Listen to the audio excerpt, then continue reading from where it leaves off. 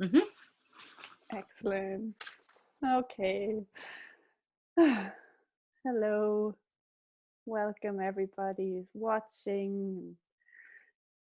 I'm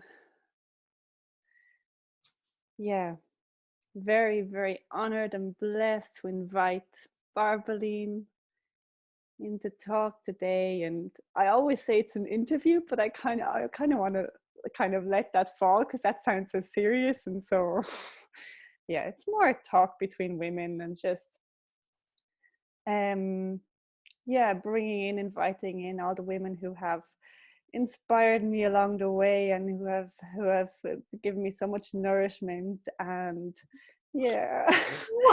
Oh, that is so nice to hear that I inspired you. Oh, and still are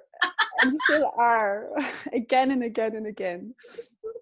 So welcome, beautiful Barblin. So beautiful to have you here. And you wrote to me this morning like, oh, what are you gonna ask and all this, and I normally do this very spontaneous and just go with the flow and see what wants to come through us today. That sounds wonderful. Yeah, exactly. So let's maybe start. I'll just let you speak a little bit about yourself, and I'd love to hear what you do. Like, what's your what you love doing, what your service is on this beautiful planet, what makes your fire burn, what nourishes you. That's like a huge question I just asked you, but just One sentence, 3 sentences, or 30 minutes? What do you want? You can maybe 5 minutes. Yeah, what do I do? It's really interesting. It's like a continuous process of finding it out what it is actually what I do. And I've come a long way. It's pretty like 20 years now that I'm on my journey of kind of awakening, of being more conscious, of being more embodied. And I call it the polar star. You say that in English? Like the big star at the end there, which is facing or showing itself since maybe 2 or 3 years for me. It's the sacred union of the divine masculine and the divine feminine within myself and in the outside, as a woman, as a man, in relation. And what does that mean for us humans? And how do we get there to find this inner balance? Yeah, that's actually probably the quickest way I can say it. And this involves also like a awakened sexuality, embodiment, a lot of trauma work, and what else? Dancing, singing, hugging trees, connecting with Mother Earth and with all their beings, and reconnecting to the heart and opening the heart more and more and more and more. So this can happen. So those parts can find peace, and then they can start dancing with each other and then co-create. And I feel like a messenger for the new in a way, or like a bringer of the new, in a way that we can find this place of juiciness, ecstasy, playfulness to co-create the new, whatever it is. And there's like such a big need and calling, and it's already pushing through through many of us. It's not only me, but yeah. So beautiful.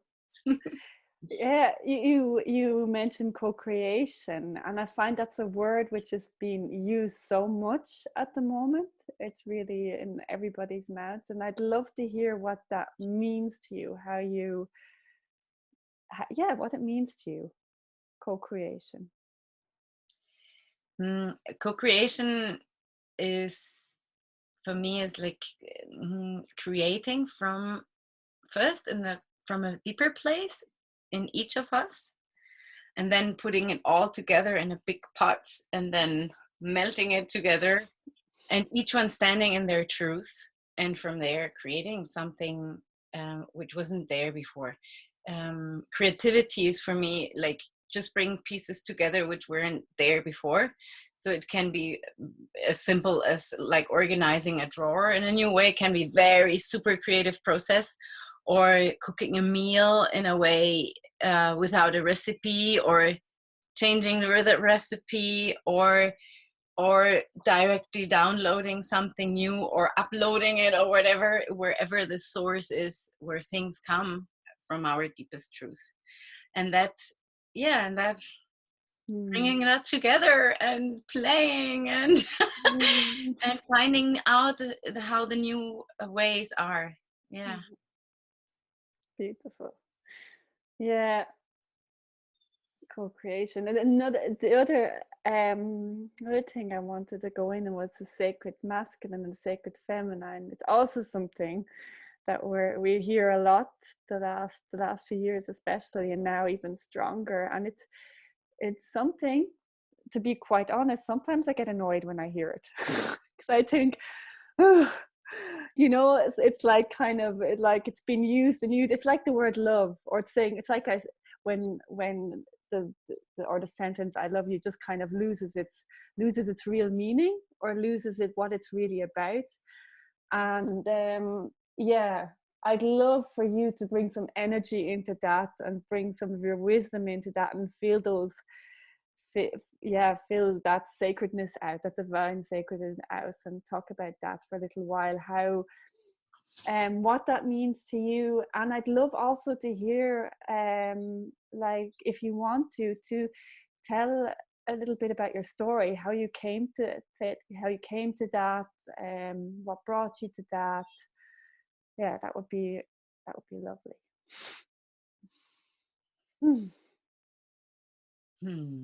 Yeah,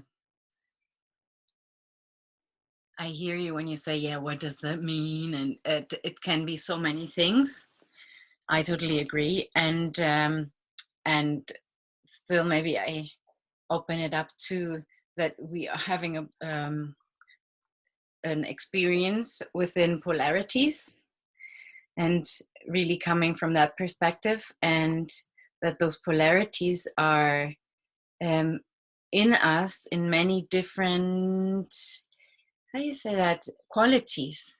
And then you can take certain qualities and put them into the divine masculine, and then certain qualities you put more into the divine feminine. And but actually it's only like a how do you say that, lent card, no, like a map. A map, A yeah. map. And sometimes I so hear you when you say, oh, I'm like, I get annoyed with these maps, and what does that mean? And yeah, but you can take certain parts of those maps to learn something about yourself, and to heal something about yourself. And I think that's more the point, that we understand where the wounding are in ourselves, on both sides. Not me being a woman, I only have feminine woundings. No, it's also, actually, I in my research and on my healing journey, I found out that my masculine was far more hurt and far more not in its place than my feminine aspects. And when I say divine, I only I'm that's probably the original version, how it's meant from the cosmos or from the Mm. bigger plane. Yeah. And some people get confused also about the word divine. What does that mean? And am I sacred then? Yes, we are all sacred. Mm. I think if we start expressing and being and owning everything that what we are, then we are super, like, everyone is divine. And if we start embracing that and living that, that's what it's about, actually, to reclaim our divinity in itself. Mm. Yeah. So, did I miss something you wanted to know about myself? Why this journey? I think I've been on a healing journey since I was a child. I had always skin problems, and in the first years of my life, I only would consider, like, what can I do for myself from the outside, like, or what can I eat, or what can I do, like, really, like, practical stuff. I started my journey with that. And then there came a moment where that's maybe like a very deep information, which really made a big shift in my perception. As a child, I found a way to stabilize my way of being in a kind of a, I think if you ask someone, how was Barblin when she was a child, probably they would say, oh, she was kind of a happy kid. She was kind of fun and laughing a lot, and she knew what she was doing. She was good at school, like, kind of, like, smart and good to be around, like a easygoing kid. But in fact, I was pretty apart from my feelings. I stored a lot of grief, a lot of sadness, a lot of disconnection deep down somewhere. And the only place it reflected in that time was my skin. My skin was like super active. I always had eczema, and it was really shouting for help. And so I got a little bit of attention, but I didn't go down to the roots. But then when I was around 20, my mom said, hey, you do something for your skin. I think you should do a therapy or something like that. And then I did a logotherapy. And actually, that was the first moment in my life where I started distinguishing feelings. Like, oh my God, this is sad. This is sadness.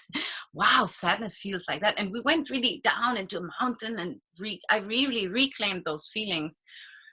And that was really the next step of the layer. And then I got to know yoga later on. And I did my first yoga class in this hot room, Bikram yoga. I don't know if you've ever done that. It's really tough. It's really extreme. You feel everything so intensively. And I did that, and I nearly died in that class. And afterwards, I thought, wow, if I keep on doing this, this will really heal me on more layers. Although Bikram yoga is still very physical. Yeah, so I went into that. I did a lot of Bikram yoga, and it started giving me results. I really started feeling good about myself and loving myself more and being really dedicated to that practice. And then I got a teacher. Then I became a teacher. I actually went for that journey to only heal myself. And I was super scared about teaching. I'm super scared. You have no idea. And then finally, I came back from that training. I went through my 4 deaths there, and I resurrected. And then I thought, shit, this is working so well for me. I have to share it. That was like kind of the first dimension of my spirituality. And then this grew, and it became more, I came in touch with Nam Yoga.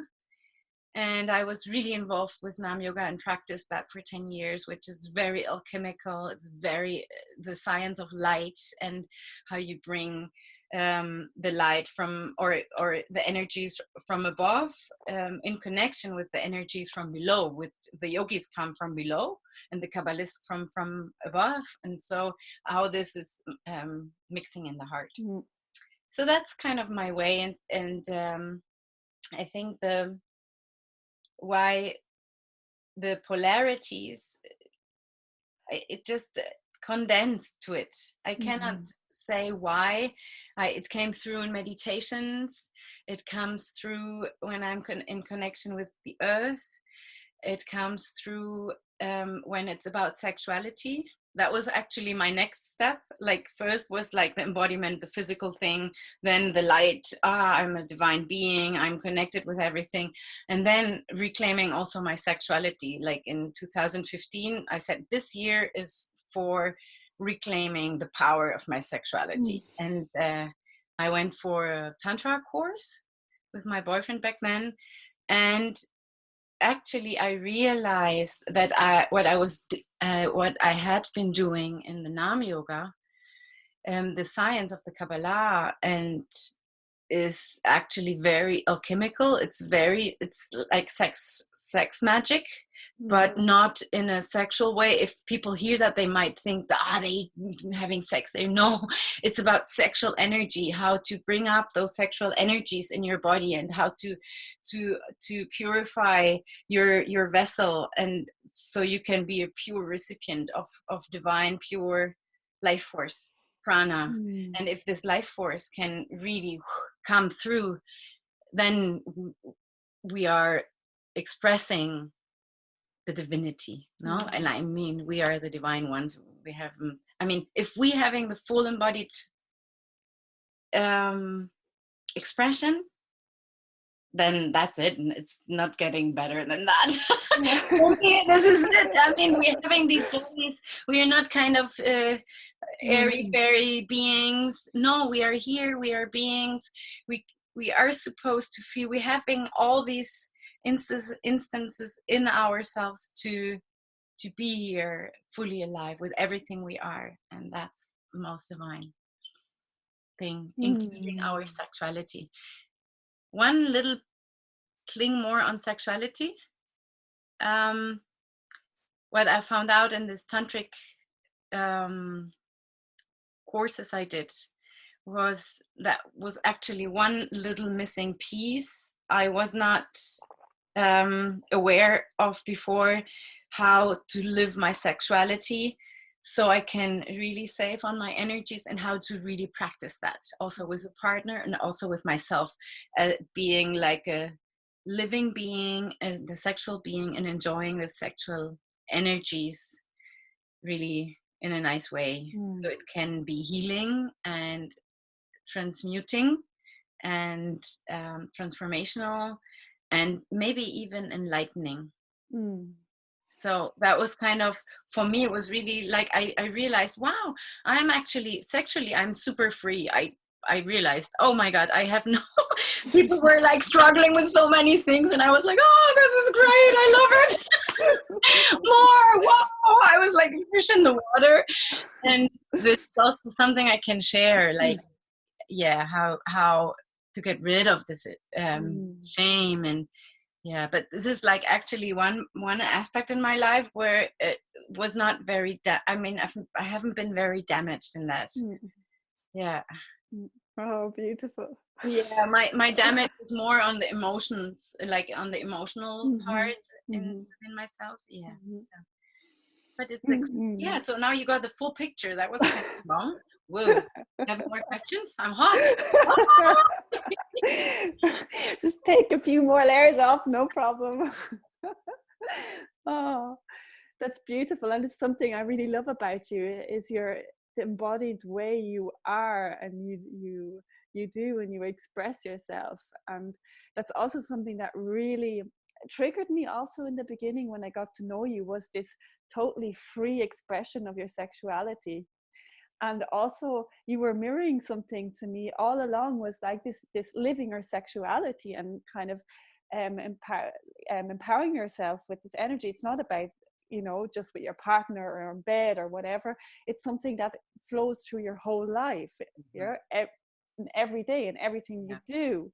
It's this power, this energy, this vitality. And it took me a moment, but yeah, exactly. That's something that I really, really, really love about you, and treasure about you. And also this really grounding it, you know. We're all looking for the enlightenment. We're all looking to return to our divine, to our divine way of being, and to connect, and there's so much.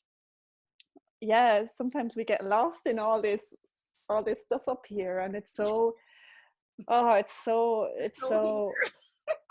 important. It's so important to really, you know, get our hands dirty and really connect with Mother Earth, and really to stay grounded in all of this work, and that's what I really really love about you, and you really embody that. And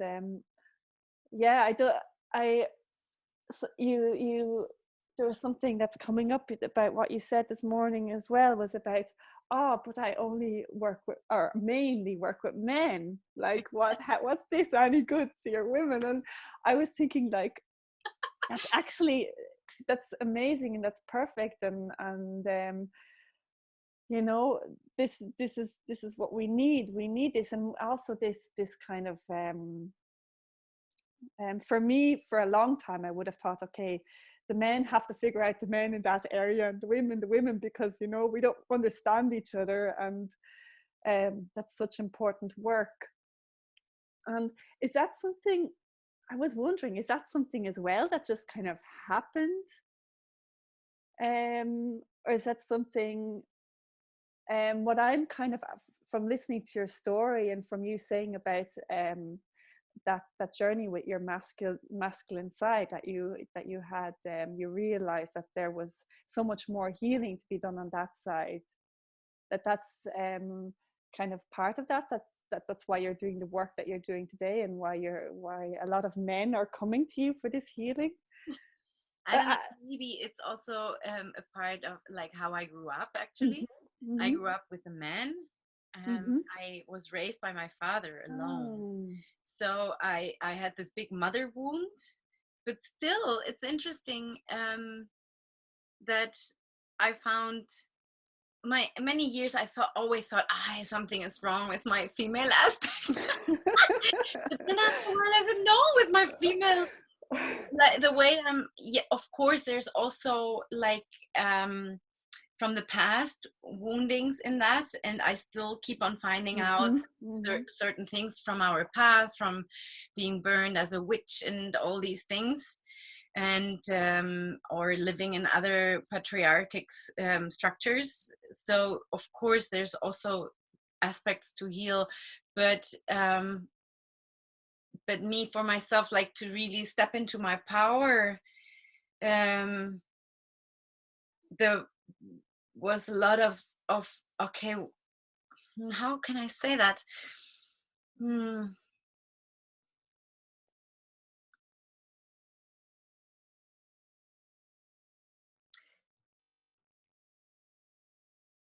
Something about,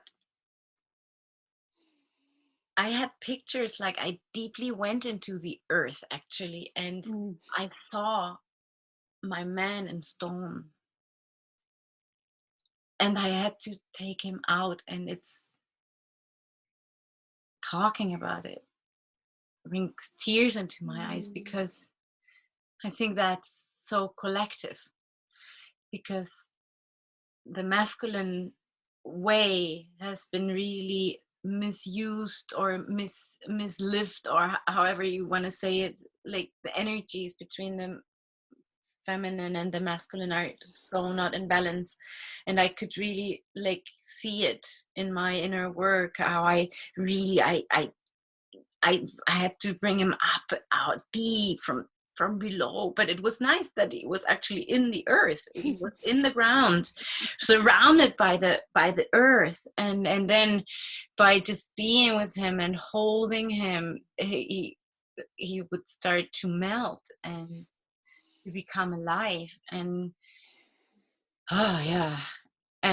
and after that, I noticed how I started setting boundaries in a different way, for example, and how I would step into my power and say, no, I'm not agreeing, I'm doing this. Or I would start something and go for it and really do it. And I wouldn't do that before.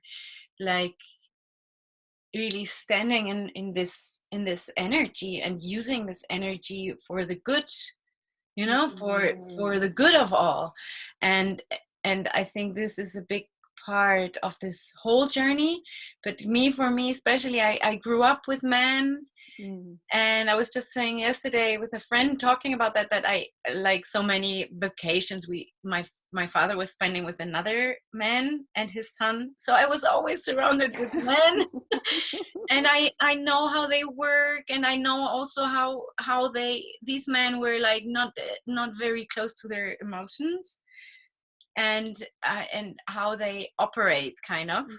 So this is kind of a very, for me, it's easy to approach, and still being able to say, hey, it's all about reclaiming your feminine aspect as well, to melt down whatever got stuck in yourself or whatever you parked somewhere, because so many of these patriarchal structures are only built upon not being in touch with the essence, because masculine energy couldn't direct so violently if this energy would be connected with the hearts. So this is a whole big story, like how to connect also the sexual energy, which has a lot to do with power and empowerment, how to connect that with the heart energy again, and reclaim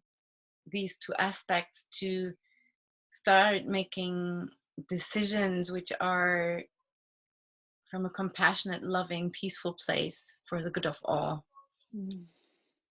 Yeah. And more to it. I'm long stories here.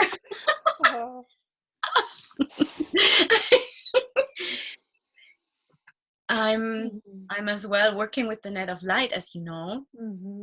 And this is like really, like, it gave me like a whole new perspective on the next step of evolution, that we not only have to do the healing of this masculine and feminine in ourselves, now we also have to do the healing in places on this earth, so the earth can reclaim her energy in her way, how she wants to flow, and then hold space for all of us, and including the men. And when men come to me and work with me, what I help them to do is reclaim their feminine aspect, actually. And this is not, I mean, they will not find that in a man's group where they go like the forest.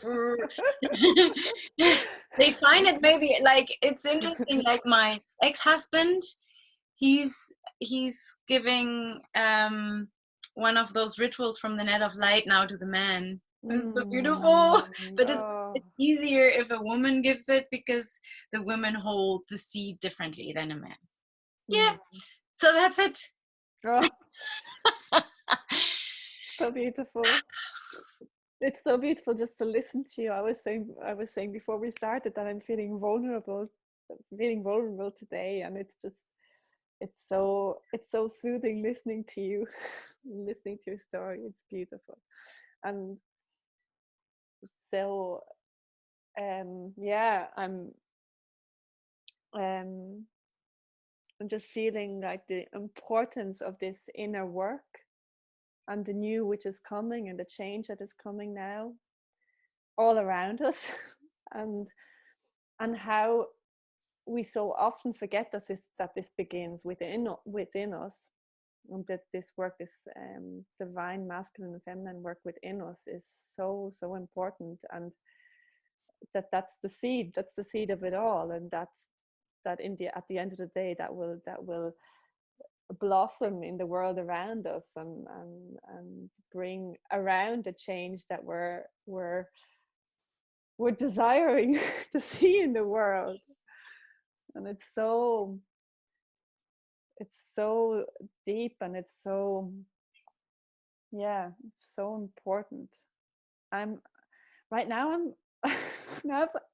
I've arrived at the sadness. I'm drawn to ask you, where do you feel it? How do you feel it? But then I don't know, it was just an impulse. Yeah.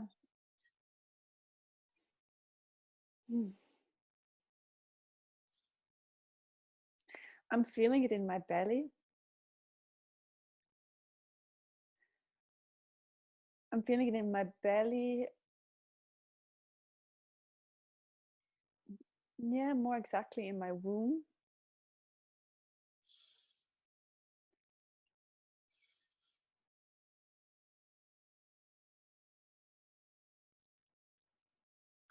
And I'm feeling like that it, when you were talking about, bringing to the heart and transmuting, I felt it was triggering me somehow, this feeling. So I'm feeling that sadness. It feels quite, how will I say it? It's feeling suppressed and feeling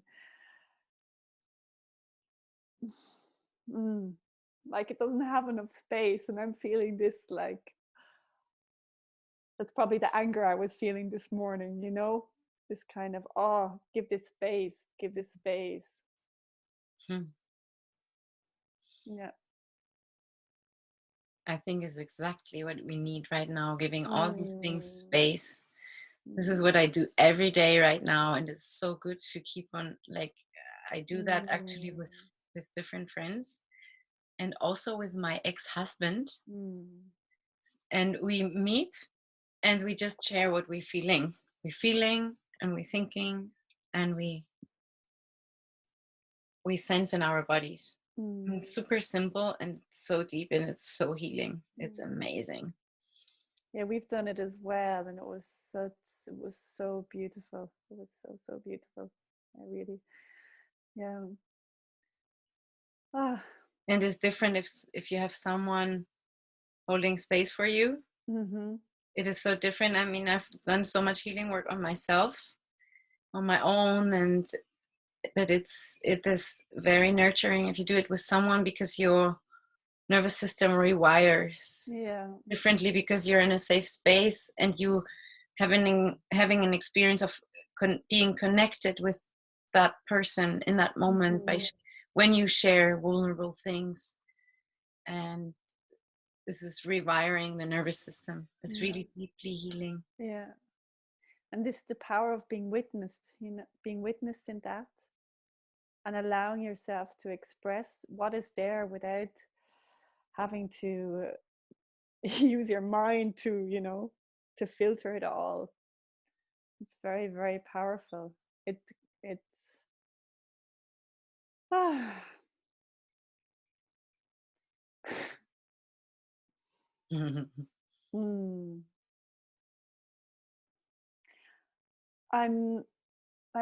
I want to talk about, you've mentioned your ex-husband a few times, and I feel a lot of there's a lot passing through me at the moment, and I feel it's all fine.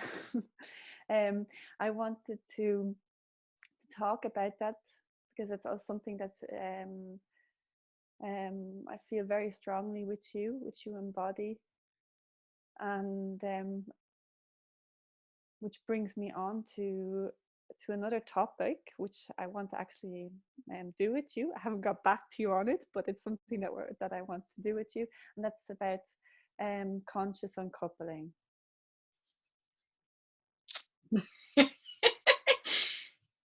Conscious uncoupling, and for me this is also connected to the divine masculine, divine feminine, and how we live together in relationships, how we live together on this planet, and how we for me, how we create a new way of living relationships, of celebrating relationships, of being really conscious about why am I together with this person, and what seeds of love are we growing, and what's this dance we're doing together, and to be really conscious of, okay, now our time has come to go separate ways again, and to come out of this old paradigm of, oh God, now it's time to have a war and blame each other and consider the time together as a failure. That's the biggest problem. So many people do. This is not true. Exactly. And this is something quite actual for me, because I've been in a relationship for a good 12 years, and it was a very beautiful relationship, and there was so much healing and so much growth, and now being very quickly in a new relationship and really feeling all those connections with that man I was together with so long, you know, and really feeling this need and this urge in me, not only for myself, but also, hey, how can we do this differently? You know, how can we do this differently, and how can we create a new space? And it was so funny, we were talking and I was like, hey Barblin, do you not do things? Would you not do something like that? And you're like, of course I do that kind of stuff. I'm like, oh.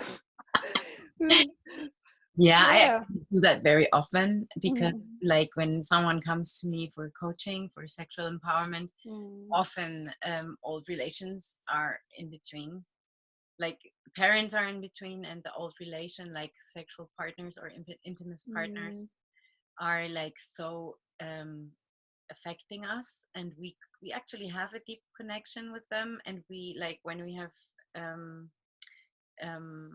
interlaced sexually, those pathways to each other grow and become so strong that it's also important to find ways to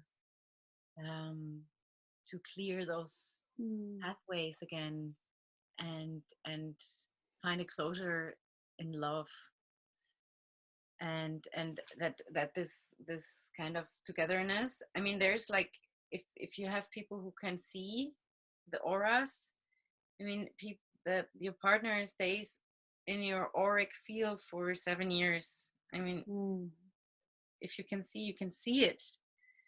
And so this is not just something which is made up, or where we think, oh, I'm still hanging in it. No, you were really hanging in it. You can do some things about it. You can cut the cords, and then you can look at your themes. What did you expect from your partner? And then ask yourself, what is it? Like, is that maybe some core wounding which I have in myself, which came from parenting, or like, from my past? So there's like several aspects in that process which can lead you to find peace with each other, and to clear the energetical fields as well, the energetical space. So you become kind of, only the love strings stay. They stay always. Some people are like, it's interesting, I had people who were really like scared if they really want to cut it down, because they were in a toxic relationship, but they actually didn't, kind of, one part of them didn't want to cut it, and another part was like, yeah, but it gives me something, and I'm like, so no, and then they didn't want to cut it, but they didn't realize that the love actually stays. It's only the toxic aspects which you start like, how you say that, detangle? To detangle. Yeah. Because sometimes, like, one of those rituals is not enough to really detangle it. It's a whole lifetime story. You cannot just like do one little session and that's it.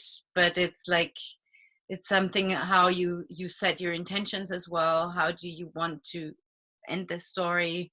And maybe you can do it with your partner together. I mean, maybe like your partner is open to do that, and then to find a good place. And then it's also nice to give it a frame. And then that ritual is beautiful. It's very beautiful. Yeah, I love that. I really do. because I find a ritual something very beautiful, and even to have witnesses as well, witnessing it, because it's not, you know what, for me then it's not just, or for all of us, it's not just me and my partner. There's the whole network of friends and family, and all those are entangled, all those connections are entangled as well. And like, for example,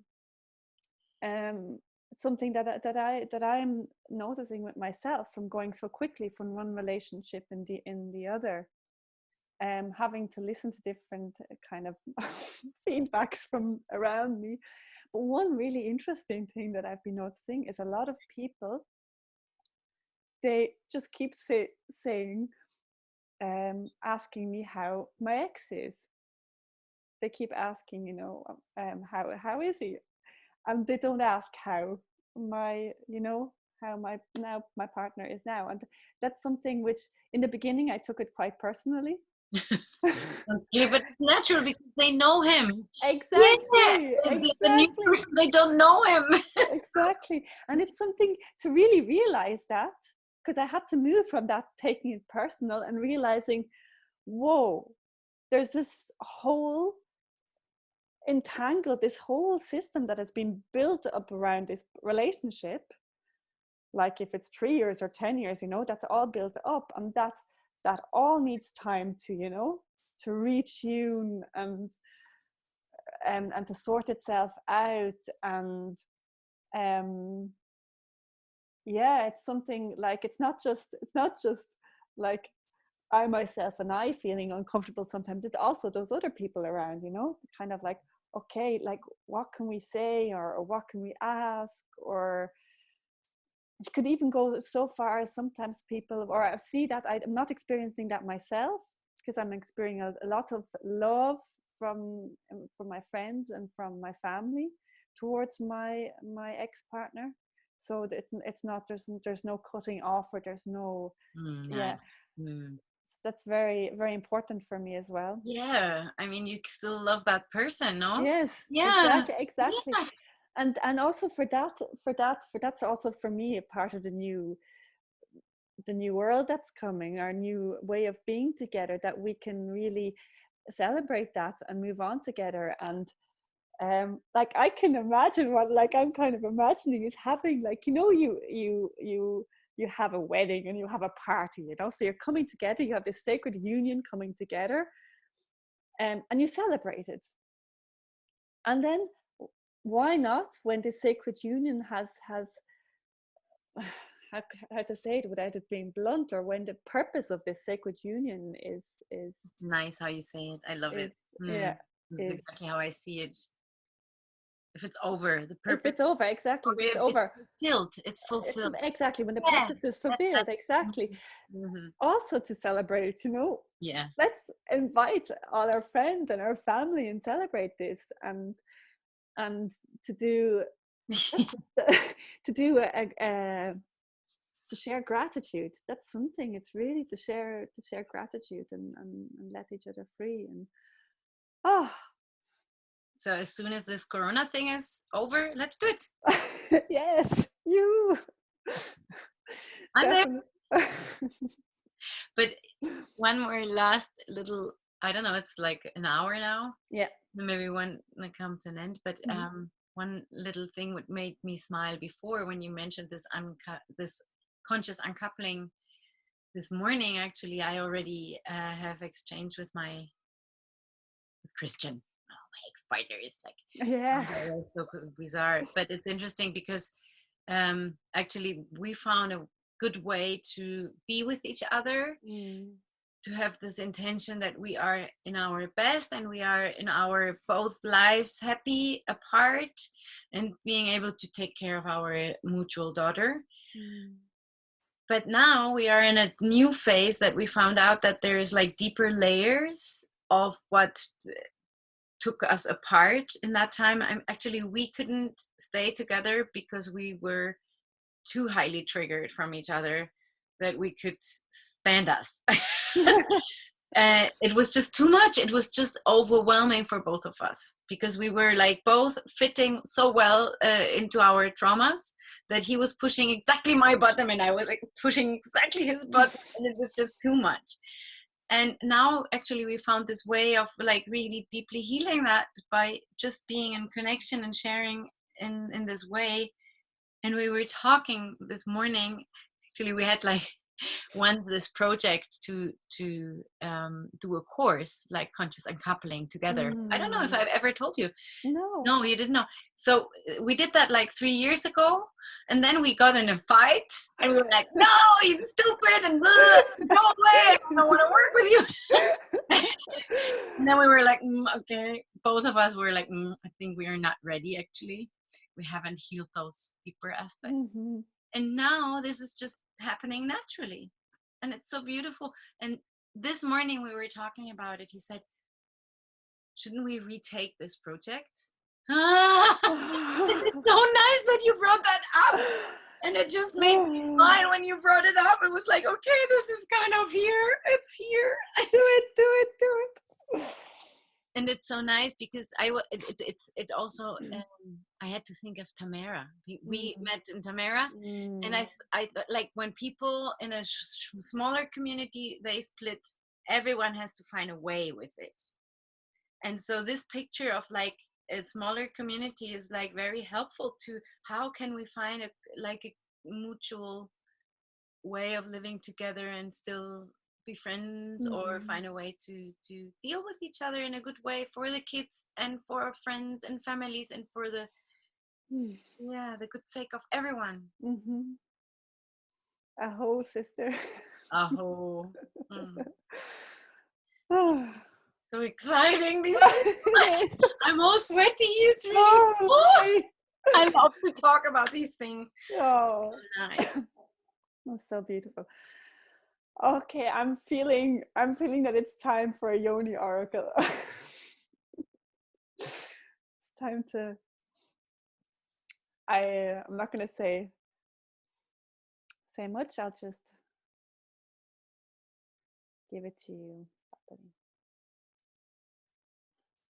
It's my time to feel it. If what the oracle is saying. Feel, connect to your own Yoni oracle, and if there's anything you want to share with the women who are watching and will want to watch this, share.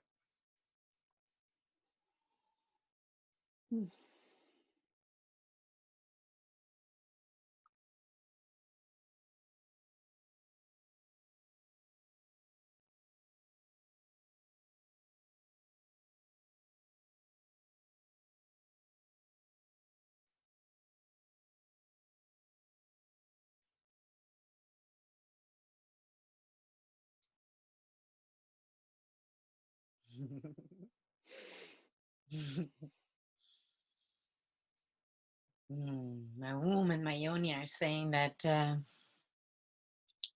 I shall remind you that everyone should get into their own yonis in the first place.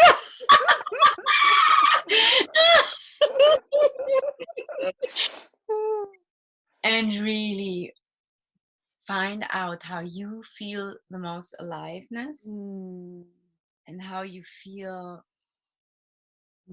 love in your yoni, and how you feel because there is a lot of numbness in our sexual organs. So that was actually the oracle said, get your own yoni.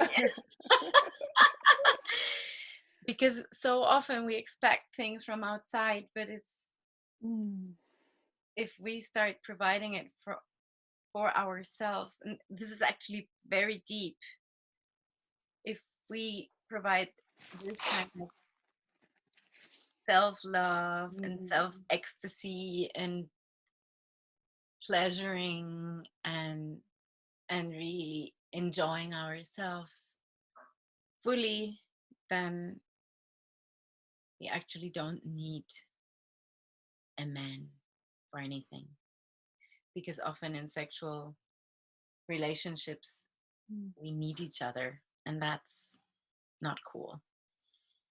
That's really not cool. And that's a very deep aspect where, like, are you orgasm oriented or are you connection oriented when you have sex?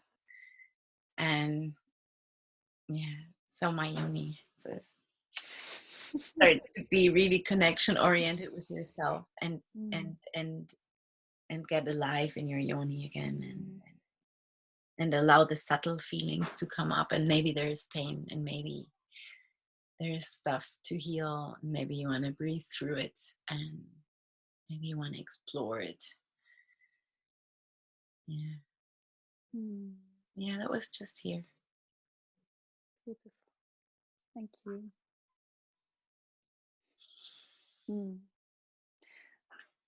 And I just have this impulse coming up for anybody. Yoni is a pussy. It's just because we're not all into yoga and into that Sanskrit language. So vagina, vagina, pussy. Sometimes I call it pussy. Sometimes I call it Yoni. So yeah, no, beautiful, beautiful. And exploring also the cervix. Actually, people forget about the cervix. Yeah. The cervix is actually sometimes it's a bit complicated to reach it.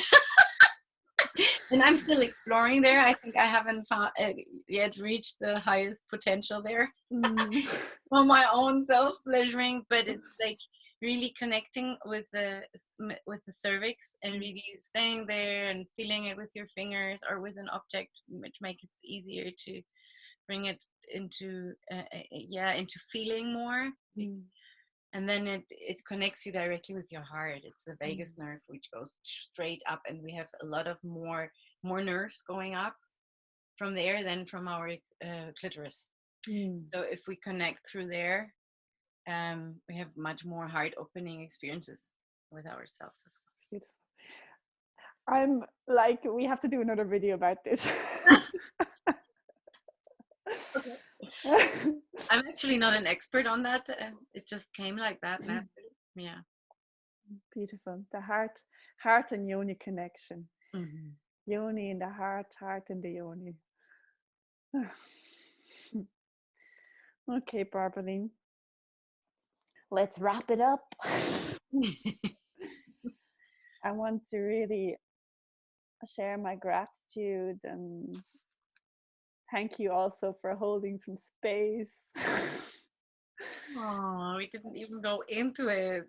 Yeah, no, it was so, it's, I'm sure you know it yourself when you're in that vulnerable place, and then you kind of, part of you wants to curl up in a cave and kind of like, oh no, I said I'd do this and now I want to go into a cave, and I just felt, no, go on with this and do this, and it's so beautiful and it's so expanding, and I'm so grateful. I'm so grateful for you and all your juiciness and your magical laughter. Hey, but I have to really honor that you still did it, because you are leaving your comfort zone, and actually when we show up like that, it creates so much more intimacy also with the people, with the wonderful people who are listening to this, and it's encouraging everyone to get more intimate with themselves. So thank you for that. And I felt exactly the same this morning. Oh. Thank you so much. Thank you. I love you. I love you too. Okay. Bye. So, Bye. Yeah. Bye-bye, everybody. Bye-bye. Thank you for listening. Love to everyone. Yeah, exactly. Yeah. Thank you for listening. Enjoy, comment, share, contact us. Enjoy your yonis. Yes. And say how it was. Oh, yes. We want to hear all the Yoni stories. Oh, yes. Oh, yes. Yonis.